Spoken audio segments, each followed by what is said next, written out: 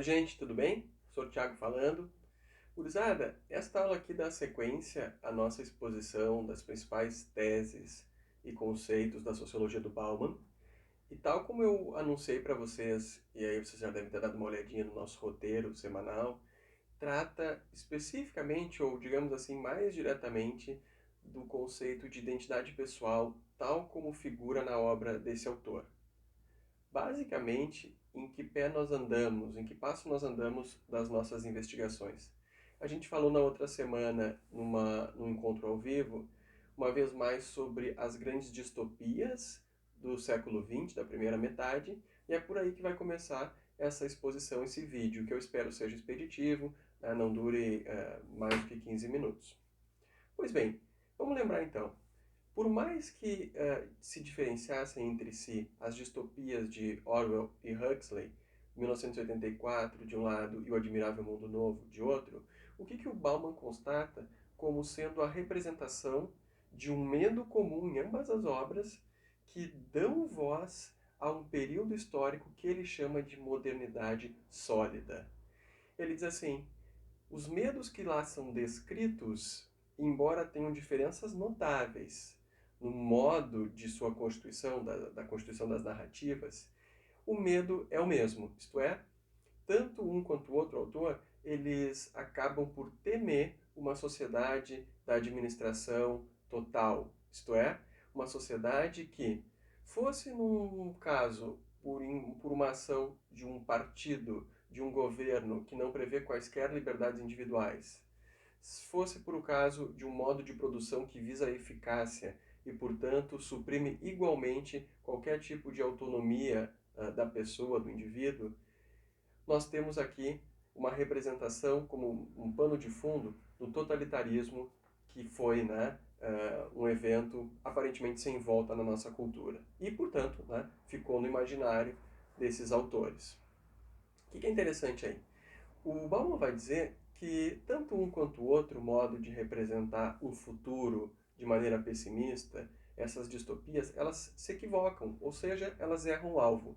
Quando a gente chega em 1984 ou 2020, nós não temos mais aqueles medos que acompanhavam a mente, desses autores e das sociedades que eles faziam parte nas décadas de 30 e 40.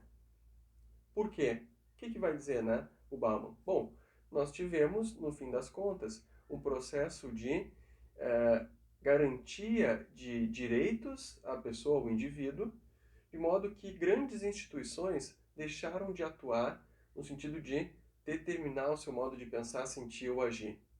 Ele está pensando aqui, de um lado, no Estado Nacional, também pensando na Igreja, e um diferencial. Ele também está pensando no fato de que o modo de produção do capitalismo pesado, que ele vai pensar como um grande paradigma, o modo de produção fordista, ele cede lugar a uma produção que é de um capitalismo leve, nas suas palavras. O que significa isso? Significa basicamente o seguinte: antes, o Estado atuava diretamente no sentido de nos dizer para onde é que a gente tinha que ir, nós como cultura, como sociedade, como indivíduo. Cada um trabalhando, baixando a cabeça, faria com que a totalidade da nossa comunidade ou da nossa nação prosperasse. Igreja também, tinha, ou as religiões em geral, tinha uma influência maior nas consciências individuais, e essas duas instituições acabam declinando depois da Primeira Grande Guerra e nem se fala depois da Segunda. É difícil acreditar agora que elas são capazes de nos proporcionar algum tipo de bem duradouro, um caminho sem volta em nome ou em direção ao progresso, já que essas instituições permitiram a ascensão de regimes de administração total do totalitarismo. O terceiro elemento fala no modo de produção fordista, ou na fábrica fordista, no modo de produção. E ele diz assim: com o declínio, ainda em tempos de uma modernidade sólida, com o declínio da influência do Estado-nação e mesmo da Igreja nas consciências individuais, ou seja, essas instituições passando a atuar fracamente na maneira de pensar, sentir e agir dos indivíduos, despontou como último reduto de uma estabilidade da identidade algo que é a profissão. E eu disse a vocês, em aula que o meu avô tinha por hábito, o meu avô já falecido e tal, nasceu em 1930, ele tinha por hábito de se referir aos vizinhos ou aos amigos dele de outro tempo, sempre segundo a profissão, né? Ah, o engenheiro fulano, o advogado beltrano. É algo comum para a cultura dele. Talvez, por assim dizer, seja uma instanciação do que o Balbo estava falando. Mas o que interessa aqui? Que o tal do capitalismo pesado, ele tinha por objetivo manter a tríade capital, administração e trabalho unida. Ou seja, nós temos lá uma grande fábrica, no mesmo terreno, de maneira um pouco afastada, num prédio, se encontra a administração, os gestores estão por lá e também os donos da empresa. O capitalismo leve, ele parece quebrar essa tríade ou essa união, essa conjugação. E diz o Bauman, uma expressão bem conhecida, que já foi cobrada até em Enem, vestibulares, o capital viaja leve, como se estivesse num avião. Bom, o que vai acontecer é o seguinte, os vínculos dos indivíduos nessa nova formatação, que é o tal capitalismo leve, que vai ser muito influenciado por uma questão que é a globalização que vocês estudam, né, a rodo, por exemplo, em atualidades ou geografia. Também podem estudar em sociologia, não tem problema. O que acontece é, nesse cenário, o tal do capitalismo leve, ele vai prever um enfraquecimento das relações ou dos vínculos entre trabalhador e capital. Isto é, em vez de querer fidelizar o meu trabalhador, permitindo que ele compre um carro que ele mesmo produz na fábrica, como fez o Ford, o que eu vou fazer é tomar esses vínculos como sempre passíveis de supressão. Por quê?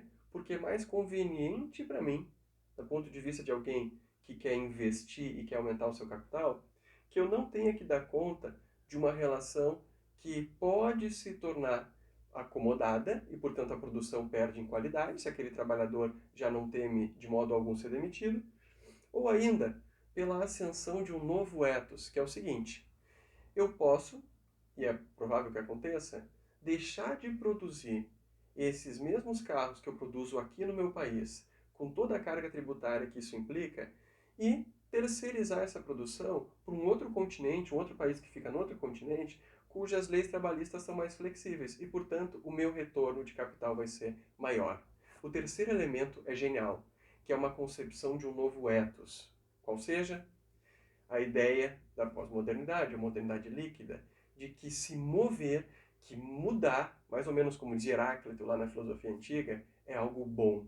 Que a gente não deve nunca estar satisfeito com a nossa condição, que a gente tem que ser inquieto, que a gente tem que ser proativo, que a gente tem que estar sempre pensando no amanhã e que a gente não pode achar que o nosso vínculo com uma empresa ou mesmo com um curso de graduação, uma profissão, que isso é algo eterno. A gente deve pensar como tendo um prazo de validade, porque assim a quantidade de experiências de vida e conhecimentos que a gente vai adquirindo serão quase infinitos. Esse é o nosso tempo, tá, gente? Pelo menos na minha modesta opinião. O Bauman acertou muito a mão nessa descrição. Pois bem, seja como for, o que acontece? Ele diz que há o declínio da imagem do modo de produção fordista, a ascensão de uma relação líquida de produção, de vínculos enfraquecidos entre trabalhador e empresa. E isso tem por consequência o seguinte: se eu já não me identificava mais com a minha religião ou qualquer religião, ou mesmo se o meu estado já não me apontava o caminho que eu devo seguir, e eu já não acredito que trabalhando eu vou ser uma pessoa melhor, o que me restava é, para constituir a minha identidade, eu sou um profissional da área X e, essa conjunção é importante, e trabalho na empresa Y. E o meu vínculo com essa empresa Y se dá de maneira duradoura. Eu já estou nessa empresa há 10 anos. E eu acredito que eu vou me aposentar nessa empresa, que foi a primeira na qual eu comecei a trabalhar. Comecei, né, nos cargos mais simplórios até chegar aos de maior destaque. Eu sabia direitinho o que era preciso fazer para ser promovido. E eu acredito, né, a partir desses 10 anos de experiência, que depois de 30, 40 anos de firma, né, de vínculo, eu vou me aposentar, né, tendo tido essa única experiência profissional, mas muito rica, porque transitei em quase todas as profissões, ou melhor, todos os cargos disponíveis. O Bauman, então, vai nos dizer o seguinte: dado o declínio desse vínculo do trabalho ou trabalhador com a empresa ou mesmo com a sua profissão, que a gente muda de profissão toda hora hoje em dia, o que nós temos é a queda, o declínio de um último reduto de afirmação de uma identidade. Quem eu sou? Eu não sou mais um brasileiro, eu não sou mais um católico. Isso parece secundário, né? Dada a influência menor dessas instituições nas nossas vidas. Mas eu era um professor, eu era o cara que trabalhava na fábrica, eu era um operário. E agora, nem isso, né? Eu não sou um professor da escola X ou um operário da fábrica Y. Eu sou, no máximo, um operário, um professor, porque esses vínculos, eles são facilmente quebrados. Eu posso ser demitido a qualquer instante e ainda, com a ideia de parte do gestor que é responsável pela minha demissão, com a ideia de que eu estou tendo um ganho ao ser demitido, porque tanto eu quanto a instituição, nós nos movendo e nos desacomodando, temos a ocasião de aprender mais. Tá certo? Então isso tudo vai ter uma implicação para a concepção de identidade própria. Pois bem, mas o que isso tem a ver com a ideia de privatizar a noção de progresso? Tem a ver o seguinte: no século XIX, diz o Bauman, a prefeitura de Leeds, o prédio onde ele morou na Inglaterra durante um tempo, nos mostrava uma construção onipotente, uma estrutura sólida, pesada, mármore, concreto, e com algumas inscrições, aquelas coisas, né, do positivismo ou de alguém que acredita no futuro. Entre as inscrições que chamam a atenção dele, está uma que diz assim: para frente. E ele diz, é curioso, né, que no século XIX, os tais capitães da Revolução Industrial não tivessem nenhuma dificuldade em entender o que significa um para frente. O prédio da prefeitura tem uma inscrição que aponta para lá, vamos adiante.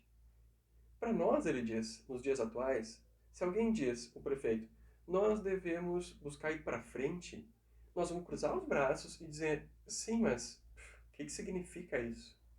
E aí vem uma questão importante. Para ele, Bauman, o século XIX, que é filho do iluminismo, e mesmo o começo do XX, acredita que o desenvolvimento da história vai nos levar a uma condição melhor. Que à medida que o tempo for passando, nós vamos transitar de uma cultura menos desenvolvida para uma mais desenvolvida. A gente vai ter mais conhecimentos da face da Terra, a gente vai ter mais produções científicas, nós vamos nos tornar também moralmente melhores. Essa é a crença do século XVIII que se estende ao XIX e o começo do XX. Pois bem, mas essa crença tem pelo menos duas implicações, ou duas condições sem as quais ela não acontece. Essa crença no progresso da comunidade, dos seres humanos, do nosso Estado, da nossa nação. Uma das condições, ou pressuposições, é que a gente acredite que tem os meios de que precisa para progredir. Ora, o que é necessário para a gente evoluir como sociedade? Bom, se a gente tem nas nossas mãos o controle sobre os meios, a gente chega até essa condição almejada. De outra sorte, a gente também precisa ter alguma ideia do que significa o progresso da humanidade ou o progresso da nossa sociedade.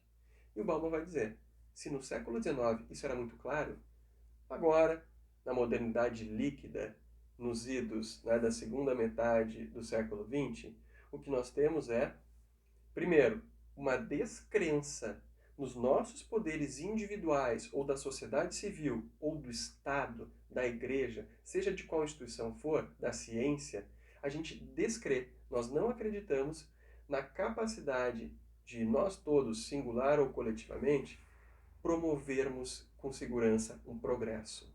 2. Mesmo se a gente achasse que tem agentes importantes nesse cenário, que apesar de alguns fracassos ao longo da história, eles ainda teriam poder ou eficácia para realizá-lo, o Bauman diz, nós não temos uma mínima ideia do que é ou o que significa progredir. E aí ele fala, né, por menção, por comparação, da prefeitura de Leeds, do século XIX. É interessante, né, gente? Ele vai constatar que as duas ideologias que no século XIX brigavam passo a passo por uma hegemonia no cenário político e ideológico, marxismo, ele chama de falido, o hoje falido marxismo, de um lado, de outro lado, o liberalismo esperançoso dos dias atuais, não deram conta de nos criar uma ideia de progresso ou um futuro melhor que fosse compartilhado pela cultura. Aliás, tanto um quanto o outro modo de pensar nos levou a regimes ou permitiu a ascensão de regimes totalitários, né? Seja na vertente nazista ou stalinista. Então, o que fica disso tudo? Fica, diz o Bauman, uma privatização da ideia de progresso. Se eu, Tiago, me considero não parte de um todo que ruma em direção a uma melhor condição para a espécie, ou no mínimo para os meus concidadãos, o que me resta é pensar no progresso como uma espécie de desenvolvimento ou parâmetro do desenvolvimento individual. Eu vou olhar para mim mesmo e perguntar o que significa progredir. Nesse caso, eu não estou mais olhando, né, para fora e pensando nos outros, eu estou pura e simplesmente atentando para a minha identidade e agora, dada a liberdade que eu disponho, uma reflexão sobre como eu devo constituí-la.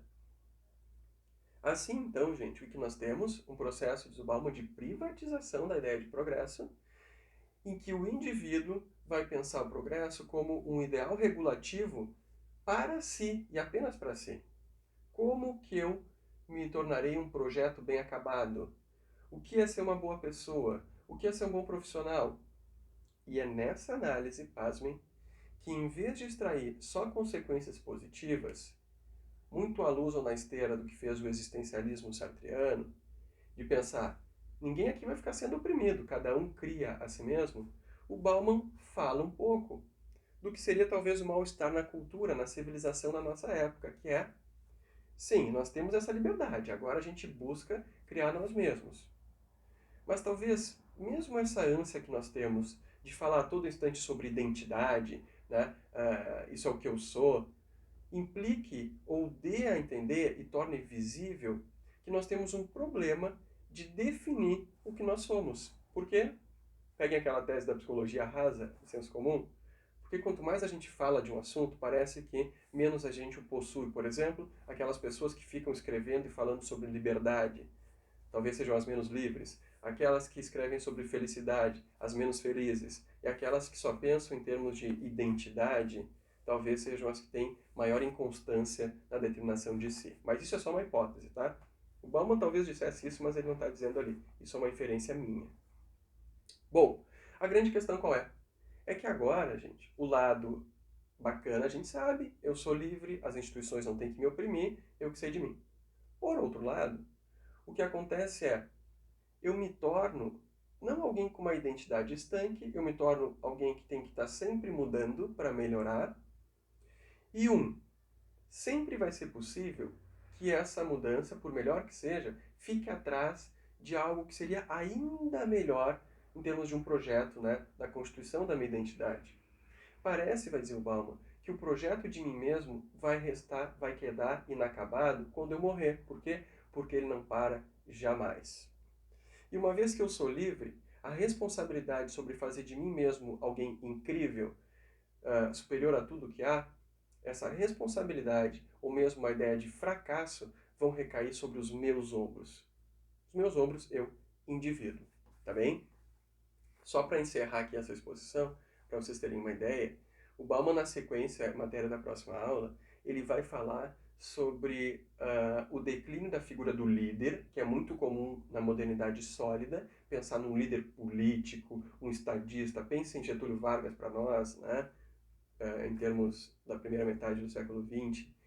O que nós temos é, dada a privatização da ideia de progresso, como ideal regulativo de desenvolvimento de si, nós buscamos não mais um líder, mas conselheiros. E aí vocês podem pensar na expressão contemporânea do coach, né? Que é alguém que é um guia para mim.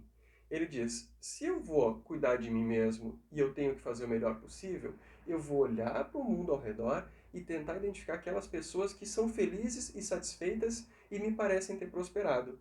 E vou comprar livros dessas pessoas e vou assistir a vídeos, vou assinar o canal que elas têm no YouTube e assim por diante.